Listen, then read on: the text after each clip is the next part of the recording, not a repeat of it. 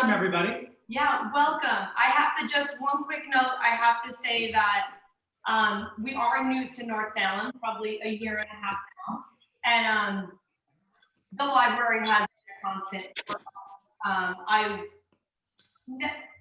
We have a family now, so there's great kids programs, but I never thought that I'd be doing a cocktail party for the library. So that being said, check out the events because they're versatile. They're doing excellent stuff for programming, and thank you for giving us the platform to do this because I see my friends and my family in faces I haven't seen for years, and if it wasn't for this, I don't know if we would all be together doing this. This year's been insane. We haven't gone out for a drink. This has been our bar. Yeah. I think a drink is much needed right now. So again, thank you for giving us the platform to do this through the library, and we're excited. Let's have a good time. Yeah. So this is the first virtual cocktail party I've ever thrown. I've thrown many other actual cocktail events. Some for you guys. So whether or not you follow along, you're actually making the cocktail on this day, or not, like that's fine. We're all having a good time. We'll be able to see each other and enjoy a beverage and kind of kick off 2020 and kind of come into the new year with vigor and excitement. Let's get started. Yeah. So we chose whiskey because we both love whiskey and we drink it often, especially this past year. A little bit about whiskey, if you don't know, it's a distillation from grains, which could be corn, rye, barley. And if you don't know about distillation, we can schedule a part 2 of this. So it's more in the depth of how you actually make a spirit. But for now, it's either like distilling a beer or distilling some fermented mash or grain mash. I chose bourbon and something that's, I don't know if you guys can see this. This is a pinhook. It's a Kentucky bourbon. The pinhook, they have horses on their legs. For every bottle or barrel that they bottle, they kind of pair it with a promising young thoroughbred that they're going to race. So, up in North Salem, if you're not from here or not around here, I know I have family from Washington State. It's very much horse country. Pardon my stutter. And so I thought this was appropriate. It's also delicious and very kind of great value and expensive. And also, so they have a line that is not just whiskey, and what Wes said, there's different distillates and different grains, barley, corn, that actually distinguish a whiskey from a bourbon or a rye. And they have a full line of rye bourbons, whiskeys and stuff. And they're all delicious and aged differently and priced with a range too. So we kind of gravitate to it because it gives us a lot of options and versatility to sip on or to make a cocktail. That's delicious. Yeah. So a little bit different between what's the difference between bourbon, rye, barley, scotch, etc. They're all whiskeys. We can get into where the origin of the name comes. It's a Gaelic term that meant water, just as the spellings differ from whiskey with an E, whiskey with just a Y. But basically, the best thing about old-fashioned cocktails, what the first drink I'm going to make, is that there's no hard and fast rules. You can kind of do it with whatever you like. It doesn't have to be whiskey. It doesn't have to be anything. Originally, it was rum, brandy, or Genever. Genever is a spirit that came from the Netherlands or the Dutch. That is kind of like a gin that's barrel aged. But enough of all that. Let's talk about making a drink. So if you haven't had a beverage in your hand yet, let's get one in your hand. I need one. Justine definitely needs one. So let's start. These are the kind of tools you're going to need. And these aren't. You could also make this in a solo cup if you need to. Right. I use a mixing glass.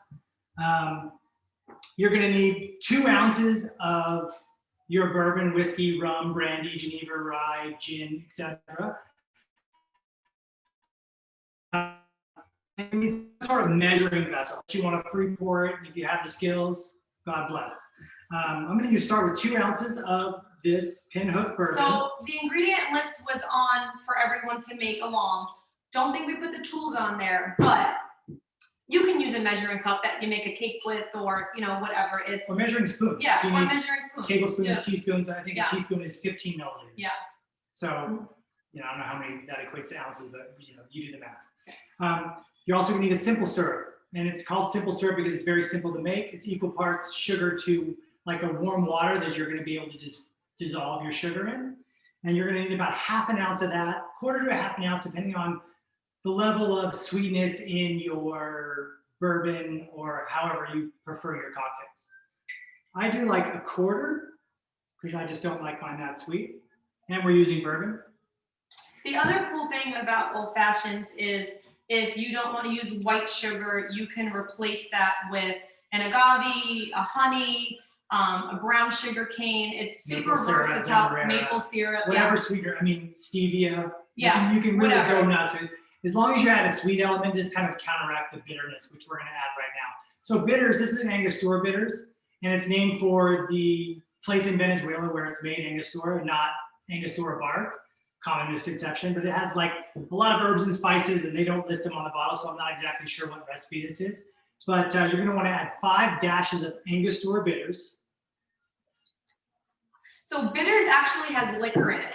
Oh yeah, it's very high It's concentration. kind of been, well, I don't know if it's a misconception, but it's a question that we've kind of received. I remember when Wes was at a previous job, they were designing a mocktail and they put bitters in the mocktail thinking that it was non-alcoholic, and Wes is like, actually it's super concentrated. So even though you're adding just dashes, it's still about 95% alcohol. Yeah, but that being said, like you're not going to find it in a grocery store. A lot of liquor stores kind of find it. Maybe some grocery stores that have the license to sell liquor, but if not, most likely you won't find it. On the West Coast, I know like you can get like at Safeway, Rosar's, places like that. On the East Coast, the liquor laws and regulations kind of differ. But back to bitters. This is an orange bitters, and this is a strong water. This is a gift that a friend of mine, Paulie Giolino, gave me. And it's actually delicious. I've never actually had strong water before, but it's amazing. I usually use Regan's, but there's a Fees Brothers. There's a ton of different bitters products out there. It got really popular in the early 2000s when all these mixologists were kind of making bitters at home. You're going to want to add 3 dashes of that. So that's 5 dashes of Angostura, 3 dashes of orange bitters. And you know what, if you do more than 3 or do less than 3, it doesn't have a severe consequence. So you can kind of play with whatever amount of like Angostura you want. Yeah, I do need ice. So other than that, you're gonna need a stir spoon or any spoon. This is like a cocktail kingdom like bar tool, but you could use a regular spoon, you could use a whisk, a small whisk, you could use the back of a spoon, butter knife, whatever. All you need to do is be able to kind of mix the drink without breaking the ice and cool it down. So you do need a rocks glass. This is a basic rocks glass. It's a fancy rocks if you can glass. if you can get one of these fancy ice cubes that are like, I don't know, you buy at Williams Sonoma, the silicone case, they work the best.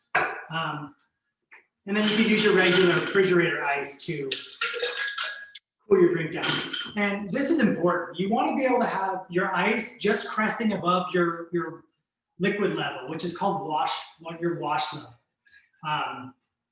Just so you have the right amount of ice, you don't have to mix it too much. You're not getting too much dilution. You're not putting that much water into your cocktail. If I'm getting too technical, just tell me to be quiet. You want to be able to stir it. I do it around 30 times just because that's what I'm used to. You just want to make sure that you're putting a little water into your bourbon and bitters, and you're also making it cold. And that's basically the building of the cocktail. This is a Hawthorne strainer. I mean, you could literally use a slotted spoon, whatever you can find around the house. These tools are very convenient, and they make you do it quickly, but they're not a necessity. So then you want to just pour your cocktail into your glass over fresh ice.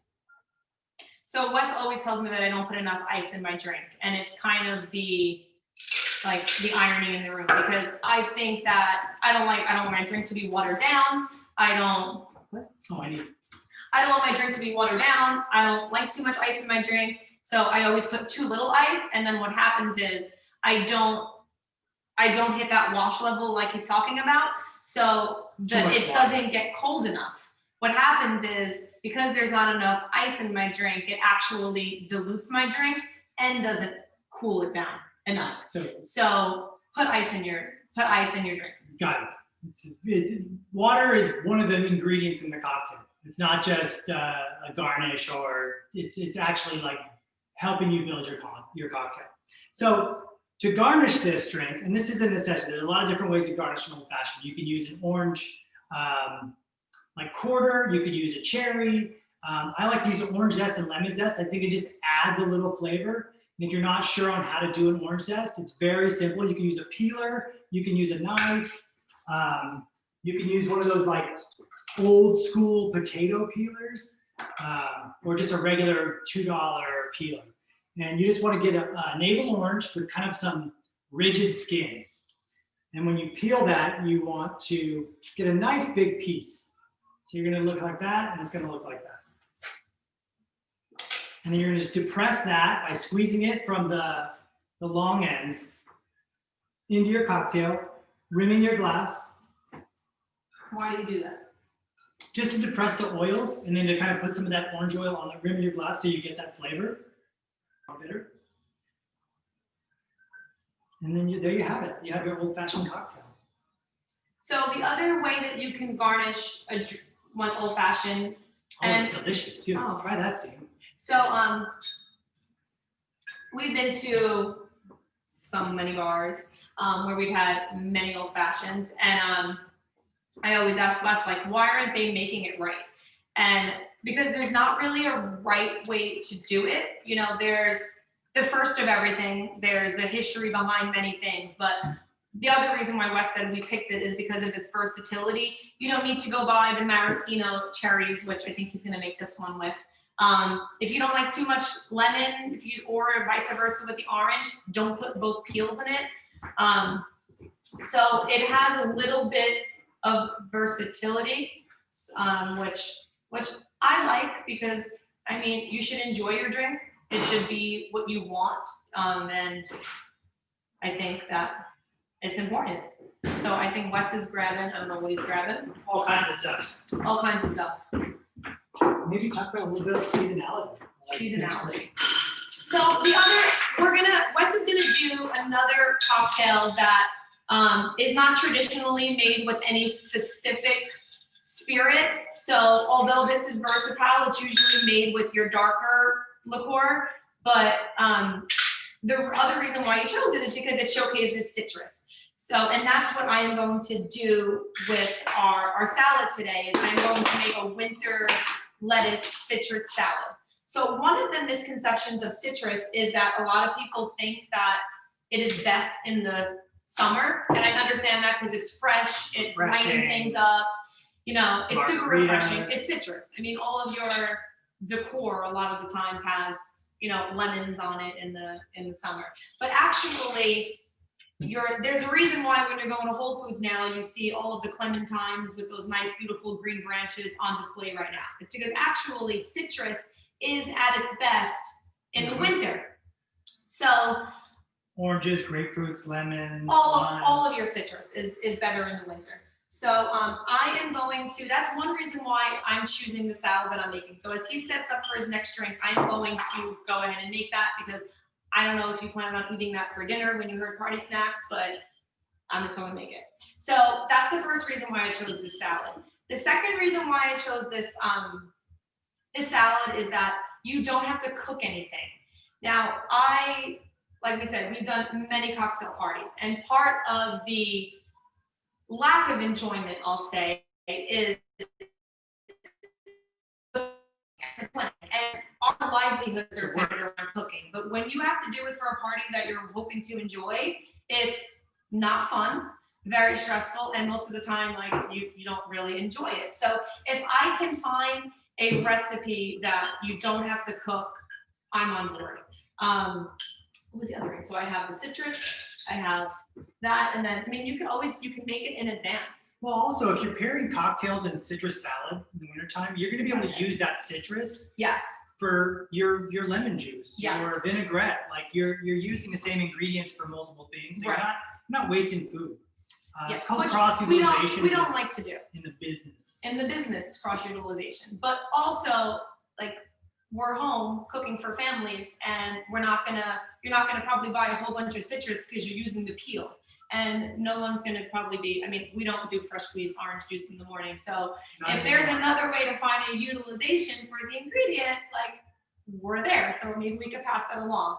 So, okay, I'll go back to the citrus, but before I start, lettuces also have a different seasonality. You know, your lettuces that you're growing in your garden, they pop up in the summer, you enjoy them throughout that season, but there are actually some lettuces that are specific to winter. Yeah, your bitter lettuces. Your bitter lettuces. Your radicchios, right. your chicories.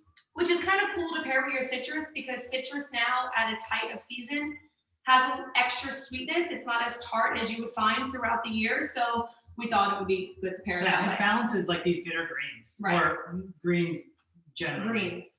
So this is called Castelfranco. It's a type of radicchio. We live North Salem. We live in. We've actually found it at this local organic store, Richfield Organics. That if anyone's in the area, it's excellent. They're for an organic market. They're not that crazy with their prices, and they have loyalty programs. But I don't work for them, so not yet. Yeah. So anyway, check them out. So we have that lettuce, which is really good. I am going to just tear what I'm deciding to choose and throw it in my bowl. This is how easy it is to make a salad too. I mean, I think we overcomplicate things and we don't realize it's just using your hands. Your hands are the best tools you'll ever have. Right. So you don't need to chop that up. You don't need to julienne it or mess with on it. You don't need your doesn't knife have to be sharpened. You fancy. just tear it. The other lettuce, I mean, endive you can find year round, but it actually, I mean, you can find oranges year round, but I think that it tastes better. It's meant to be eaten in the winter.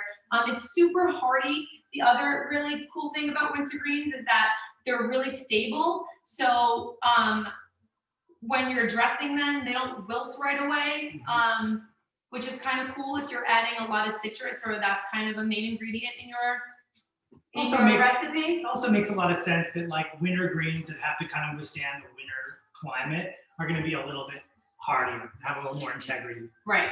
And if you haven't ever seen this, it's a gorgeous radicchio varietal. It has a very bitter taste and also a slight sweetness on the finish. And this is imported from Italy, so like if you don't find it, like it's fine. You're not going to find it very much locally, but like the small markets that do bring it in, they know what they're doing. You're going to find good produce there. So I mean, I have some watercress here, which I know frisee. Sorry, it's frisee here. Is right. You can throw that in there. I'm going to throw a little bit in there just because why not? I have it in front of me. And then if you can't find any of this stuff, I don't want you to think like we're telling you all this and, oh, well, guess what? I have this orange. You can't eat now the salad in the winter. Use some arugula. Arugula will be just fine. I'm not pre-dressing my lettuce. I'm going to drizzle what I'm making kind of right on top so it will hold up just fine. So I'm going to do those three for now. I'm doing the frisee, the Castelfranco, and I'm doing the endive just in a bowl. Like I said, a lot of salads, they want you to kind of toss the lettuce first. You don't need to do that. Another thing, you could just kind of get ready in the bowl if you're having a cocktail party and drizzle your lettuce drizzle your dressing right on top. I have some segments cut up of my citrus that I just kind of wanted to show you how to make some segments. So he used the peel for this. So in cross utilizing, not wasting, you're gonna cut, I'm gonna show you how to do a segment. So you're gonna cut those ends off. Don't think you're cutting too much off, because what you want to avoid in order to get the you don't want any of that white pit that Wes was talking about. So I mean, don't throw it out. Don't worry about saving it. And when you do have the extra, what I'm going to do is I'm going to use this juice for my dressing. So you're actually not wasting. You're just going to squeeze that Yeah, so if you're having cocktails and you're Right having in here. salad, like you're using all your citrus. Yeah. So after you cut that, you're also creating a really sturdy surface for yourself. I mean, our knives are pretty sharp, but actually if your knives aren't sharp, the duller ones can be more dangerous. Just, I know that doesn't sound like it's correct, but it is. It's a rule. So you're gonna cut around this. And see that she's cutting through all the pith, and she's So I'm cutting, I don't know if you guys can see that. You don't want any of this white that you see on here. So just, what? Yeah, I'm doing it. Nice. So you're gonna cut around.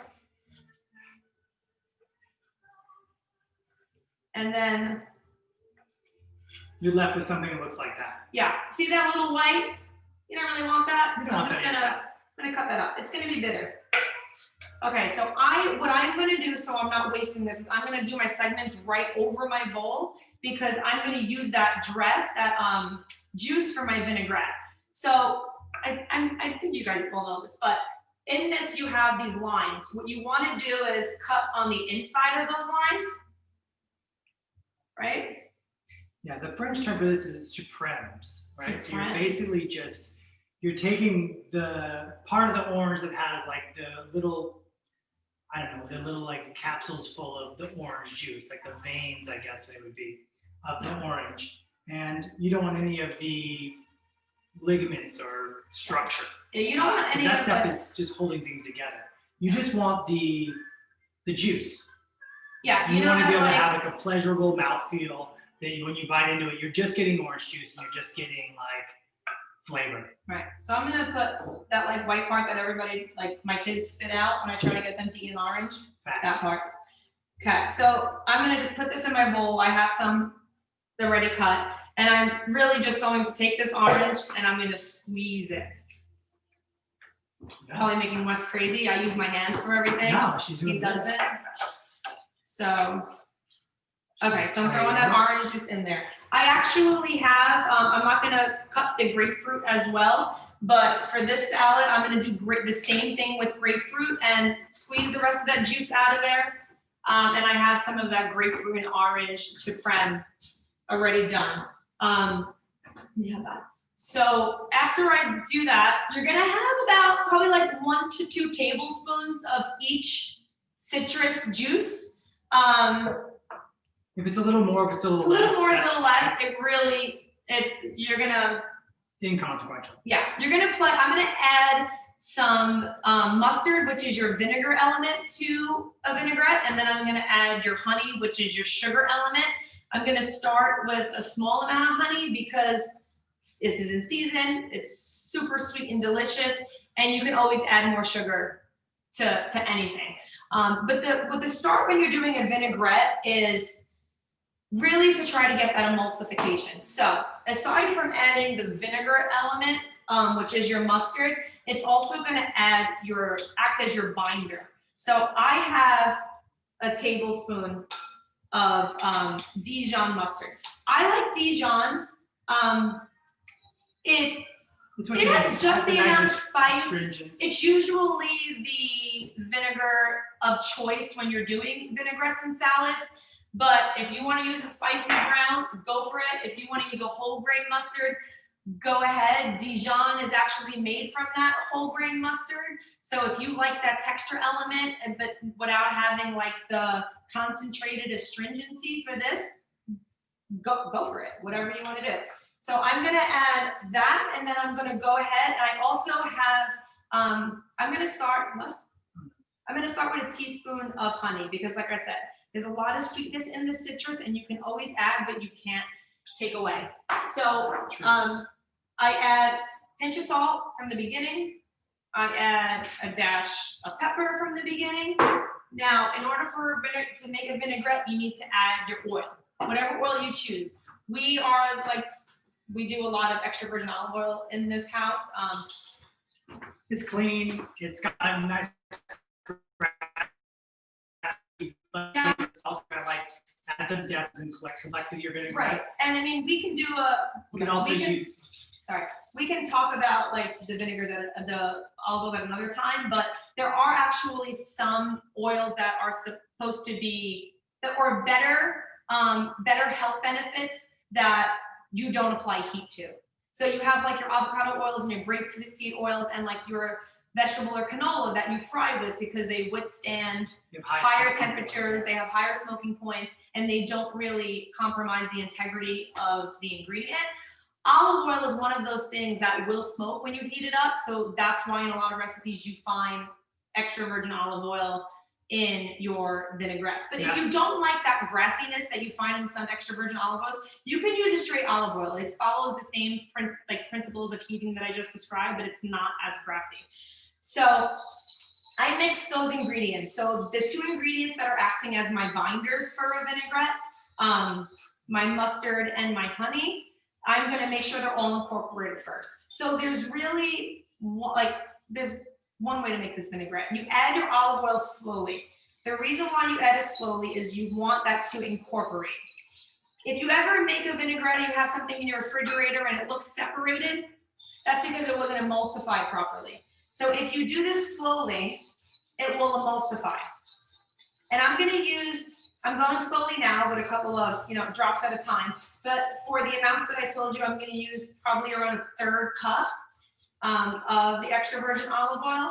And I'm going to keep going slowly until you have that emulsification, and then you can add it a little bit at a time. A little bit faster. A good rule of thumb is about 3-to-1 or 4-to-1 ratio of your vinegar, which could be your red wine vinegar, white wine vinegar, mustard, lemon juice, anything that has that like astringency vinegar element. You want to like triple up or quadruple up on your oil. For the longest time I did the opposite, which was not right. Vinegar salad is no good. If you like that, but and separation is going to occur naturally when you're using these ingredients too, unless you're adding like an egg yolk or something to really create an emulsification. We'll do a whole nother mayonnaise party at some point. Kind of get into emulsification. This looks great. Which is an aioli. It's a fancy word for an aioli, but a little less oil. So it's kind of, I don't know if you guys can see this, but it's a little translucent. It's not broken. It kind of looks great. Like a cream. I don't know. No, okay. It's a nice vinaigrette. So now I'm not going to stick my fingers in there and do all that, but taste it. I made this a little while ago, so I know we're virtual, so I will. Okay, so he'll do it. So you, at this point, after you taste it, you can add more honey. If you want it, a little bit more vinegar, add some more mustard, add some more salt, add like lemon juice, whatever you want. Lemon juice, I think a little bit of lemon juice. So lemon juice. Lemon juice is not gonna act the same way as your other citrus.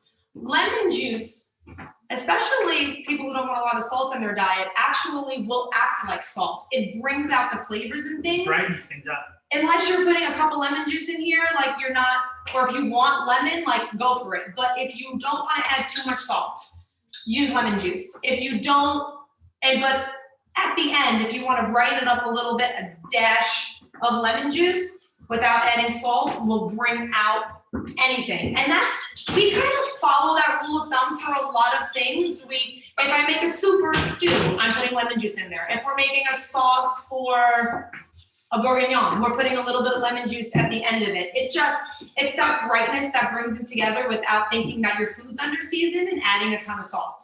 So that's that. So I'm gonna put this aside. So now I'm gonna get my salad here. I am going to add a couple of more things that you can add, you don't have to add. I'm a fennel lover. I have cut this very thin. This is also something you could do in advance. If you put it in ice cold water after you cut it you can mandolin it, you can slice it super thin, you can chunk it. If you're not cooking it and it's raw, put it in ice cold water and it will continue to stay crunchy. Nice and crispy. So I'm gonna put my fennel in here. I love fennel. Fennel is a natural, is that carrot? Digestive. It works out really well. And then I'm going to, actually, before I put my citrus on there, I'm going to do herbs.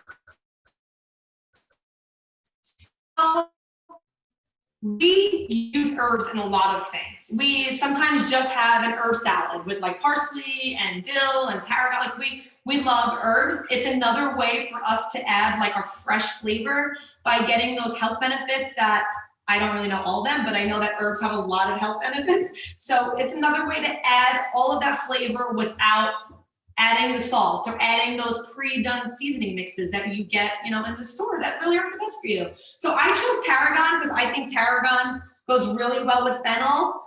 Well, yeah, if you don't like fennel, you're probably not going to like tarragon. Same flavor profile. Right. Nice anise kind of flavor, like that black licorice, but kind of Right. lighter, a little more, I don't know, creamy. It's subtle. It's a little more subtle. I love onion in almost everything. But sometimes when you want something this fresh and you don't want to eat a raw onion, chive is a great substitute. So a lot of times you'll see chive as a finishing herb where it's cut like super thin and it's sprinkled on top.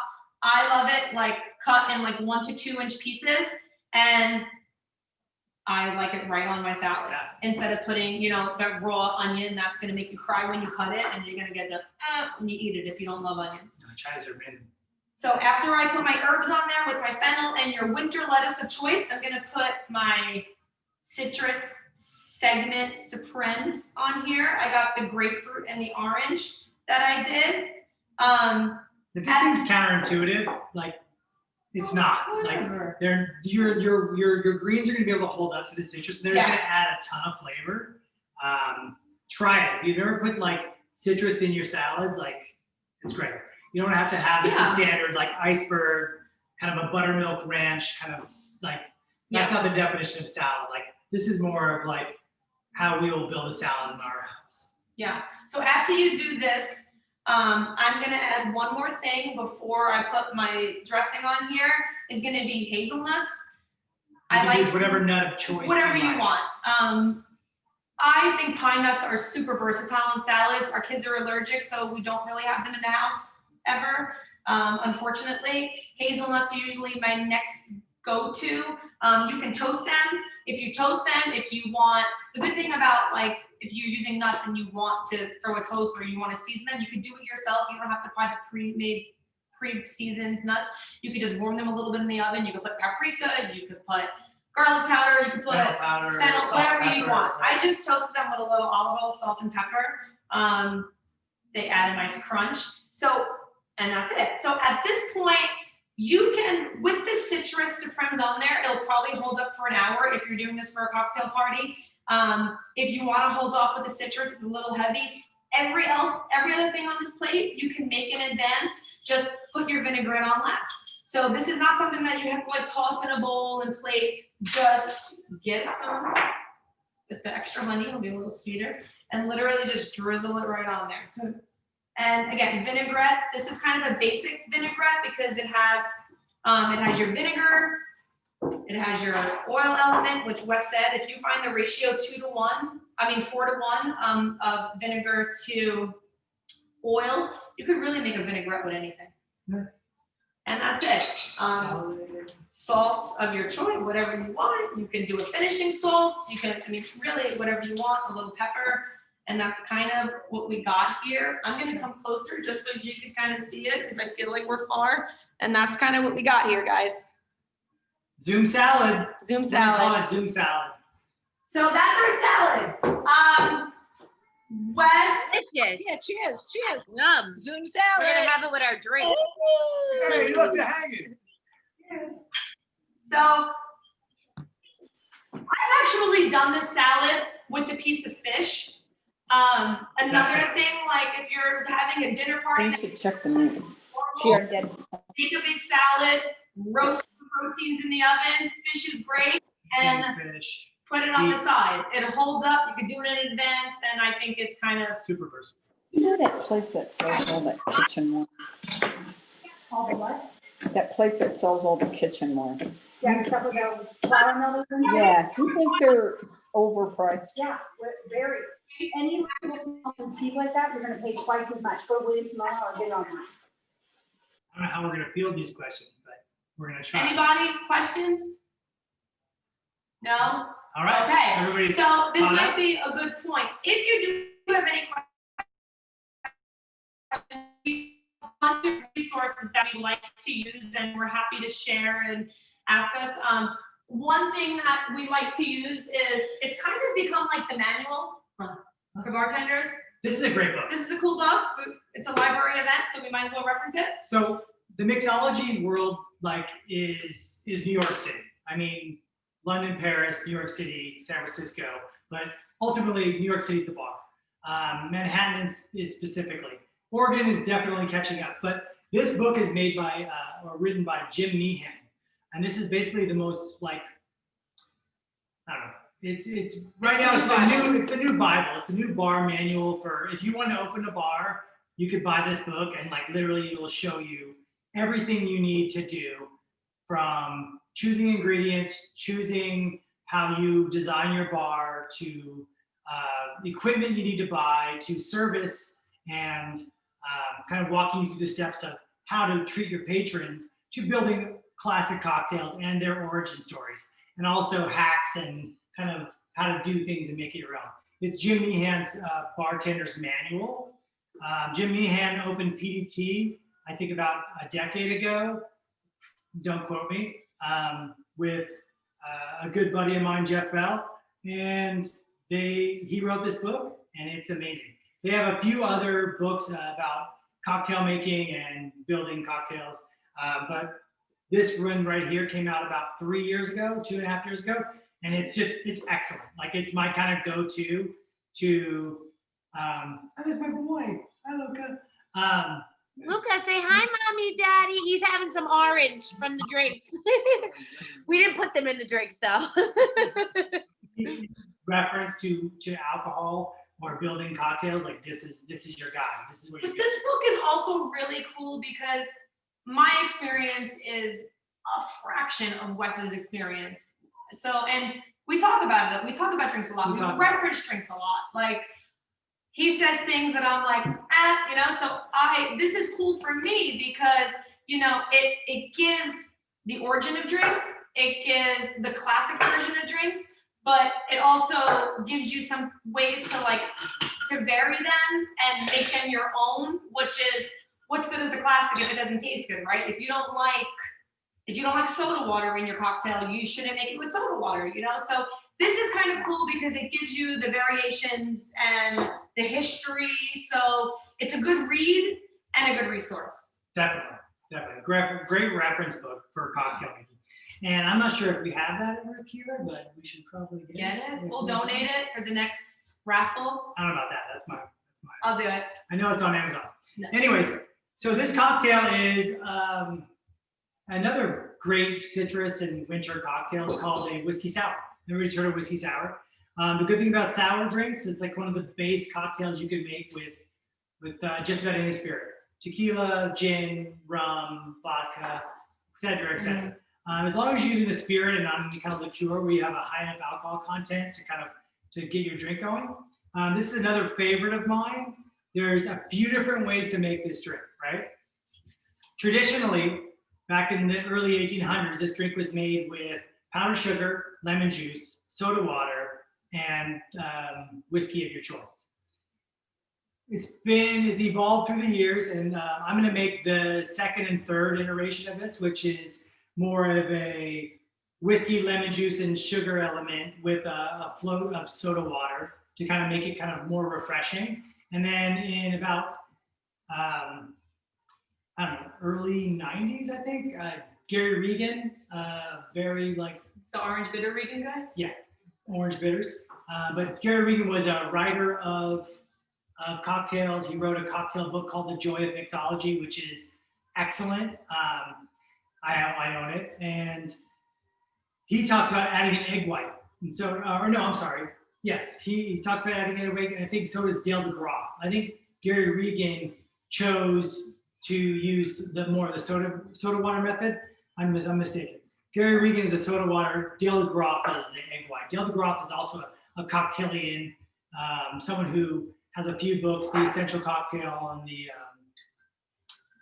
Mastery of the Cocktail. One of those, don't quote me. But he uses egg whites in his cocktail to kind of add a little bit of depth, complexity, texture, and don't be afraid.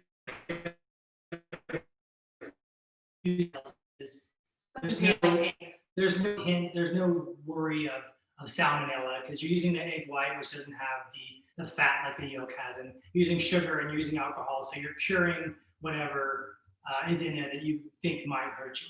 Right, so let me just say something. Go ahead. So for the bakers out there, like sugar acts as that curing element, just like you would do if you were making a meringue. If you were making, I just spent like a month making holiday cookies. So the fondant icing that you're making, or you know, that icing you're making for all of your sugar cookies and your Pinterest that you're seeing with all those cute little designs that you're never gonna do for your own gingerbread house, that's royal icing. That's made with egg whites.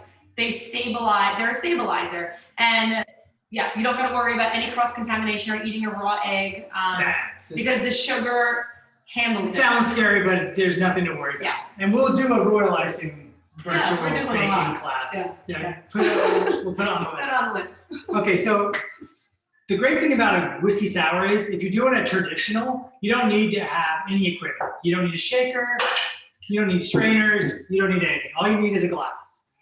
So we're gonna start with adding our bourbon. And if, again, you can make this with the gin, tequila, vodka, anything. It's just The sour is a Sour. basic cocktail. So 2 ounces of bourbon, same 2 ounces as the old fashioned.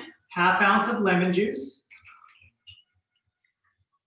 ½ ounce of simple syrup. So 1 to 1 like sugar element to your citrus element, lime or lemon, is going to be about The same sugar and kind citrus. of where you want to be. Lime juice has a little more sweetness, so you might want to go like I don't know, like 1.5 to 1. Yeah. All right.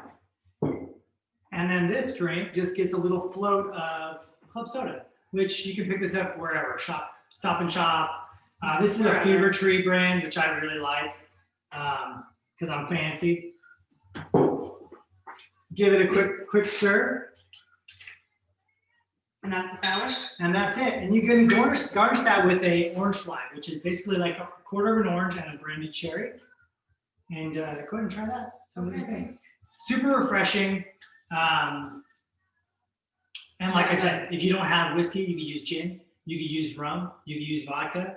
Sours are pretty across the board. So the sours is just your lemon juice.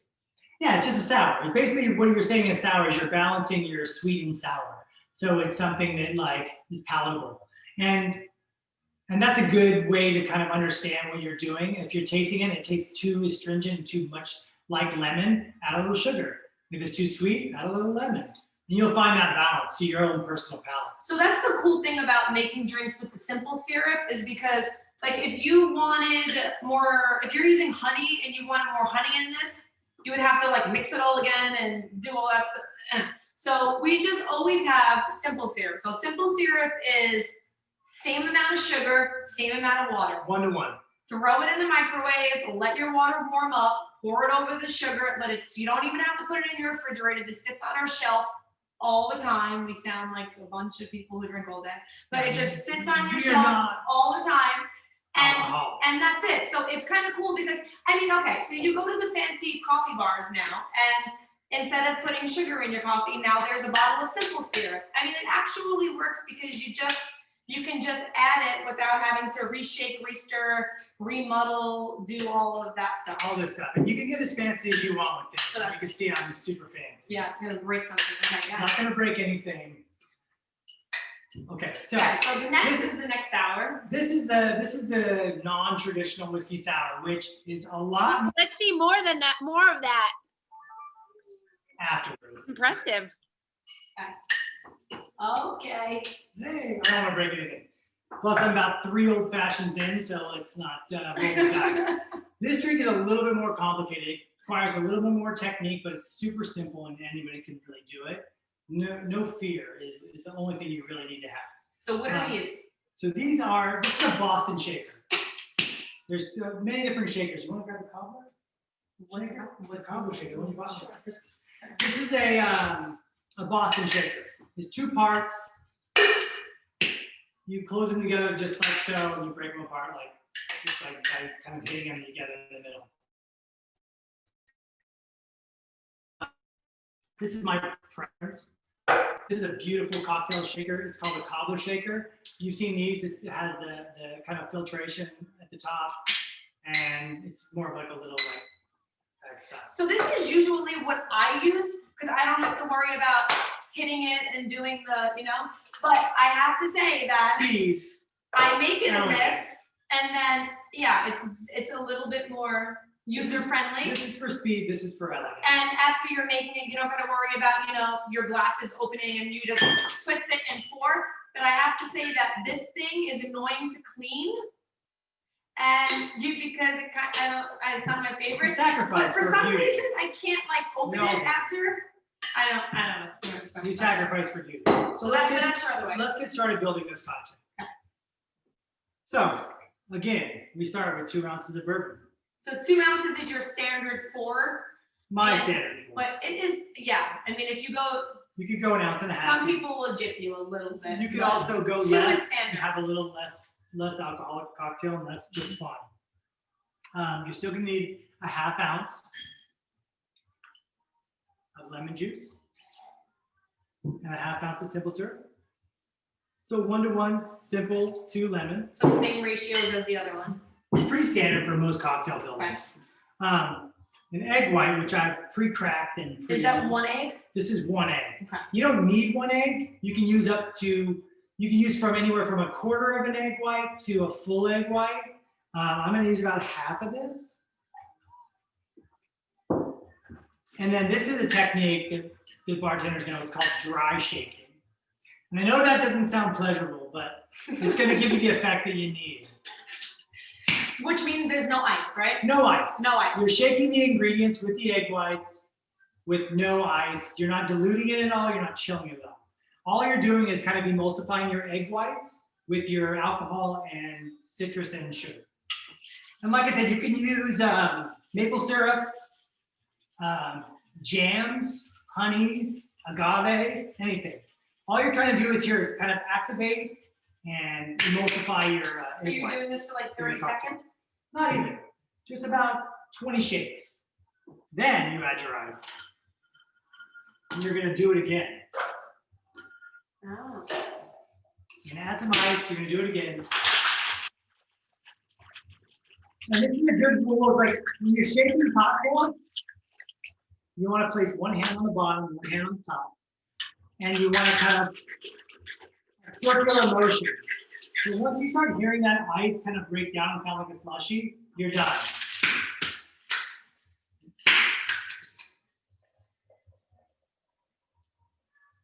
So that hitting thing that he just kind of karate chopped, you don't need that with this. It looks a lot. You just I gotta make it look easy, but untwist it's and really pour. hard. All right, so then you're gonna strain your cocktail into a nice, beautiful rocks glass. And you can see, I don't know if you can see from there, I'll come closer. Vanna's gonna come bring it to the front. Then You can see the kind of the frothiness that happens on top. the froth is that. It's the egg whites. It's most the egg fun of whites. Cocktail. So you're getting this beautiful cocktail. This is one of my favorites. And this is a really cool drink because you could add peaches. You could use peach bitters. You could use cherries, strawberries, apple puree, anything. You could grate nutmeg. You could grate cinnamon on that. All these things are going to add to the complexity of your cocktail and give you a whole different flavor profile, which is great. You could use gin, you could use rum, you could use a combination of 3. This is a very, very versatile cocktail. So the thing about cocktails everyone has their favorite cocktail. Everyone, when they come home from work or they're done with their kids' Zoom, they want what they want to drink. But cocktails, there's actually a seasonality to them as well. We were thinking about the winter and thinking if we should do the hot toddies and the hot buttered rums and your warm kind of winter or your espresso cocktails that there's a seasonality to them. So you're always gonna have a citrus, you're always gonna have a sugar element, and you're always gonna have a liquor, but you can play with what cocktail you're making based upon kind of what's in season. And you could make the fruit yourself. You can purees yourself. You could just muddle it to just get the flavor. But it's definitely something that you can read and study about just like food. And this is one of those great cocktails that like is very impressive if you're hosting. You know? But it's also like it's also a cocktail recipe that you can just have in your pocket because you can make this sour with any spirit. Yeah. So if you're having a cocktail party and you have your gin and your bourbon and your vodka for everyone, but you want to put out an impressive cocktail, do a sour because you can make it with anyone's spirit of choice or what you have in the cabinet. And I think that's it. That's for all we have as far us. as thinking. But if there's any questions or any comments or just praise, Anything. whatever you guys. What was this last drink called? Whiskey sour. Whiskey sour with the eggs. So these are both Non-traditional. sours. This one is the traditional. Ah. 2 ounces of liquor, half an ounce of sugar, half an ounce of citrus. This one's topped with soda water, the traditional. The non-traditional is using the egg white, which you dry shake for 20 seconds, 20 times, and then you add ice to make sure that your drink is cool. But they're both sours. Whiskey sour. Whiskey sour old fashioned. Yeah. So What? Anything else, how's guys? everybody feeling? Is everybody having, I don't see anybody with a drink in their hand. Thought it was great. Thank you so much. Thank you. Wonderful presentation. Love the drinks, love the salad. Can't wait to come to Jersey and make me one. I don't even, This is already prepared. Thank you very much. Well, really like, okay, so if you have any questions, we did some social media stuff. You Yeah. can contact us. The library, any recipes, contact us.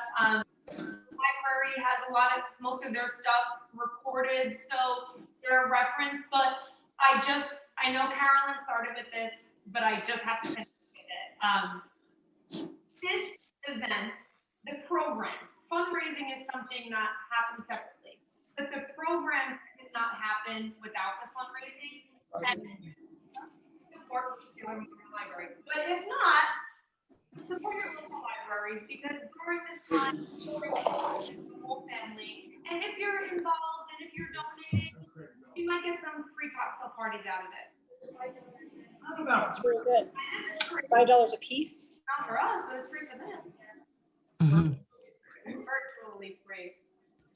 Thank you, guys. This is wonderful. Can you send me the title for that book, Wes? We will add it to the library's collection. Meehan's Bar Manual. Yeah, I'll we'll send it send to you. Send it to me. Justine had mentioned if you need any of these recipes or any, we're a resource. Like, We're this just is- drinking. This is lovely to have this kind of virtual friends and family Yeah. cocktail. And our family, I see our family faces and I see our local community, but I just have to say, like, there are some faces that I have not seen in such a long time, like, it's so wonderful to see you and thank you for the support and I hope to see you guys in person, like, soon. Thank you so much. Thank you. Miss guys. you. All right, guys, enjoy. Thank you. Put us on, put us on. Bye, guys. Bye. You did great. It was really nice. It was Very great. Thank informative. you. Thanks, Karen.